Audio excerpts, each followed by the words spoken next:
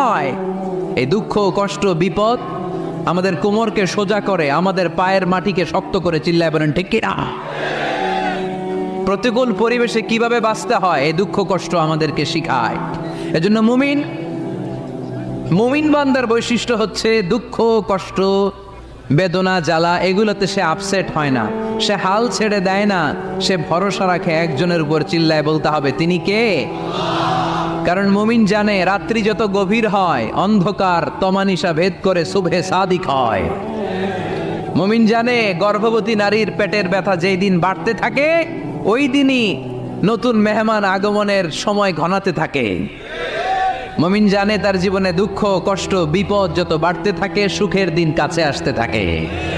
এজন্য মুমিনের হারাবার কিছু নেই। ফাইন্না মাআল উসরি ইউসরা, ইন্না মাআল উসরি ইউসরা। নবী হে, কষ্টের পরেই আছে আনন্দ, দুঃখের পরে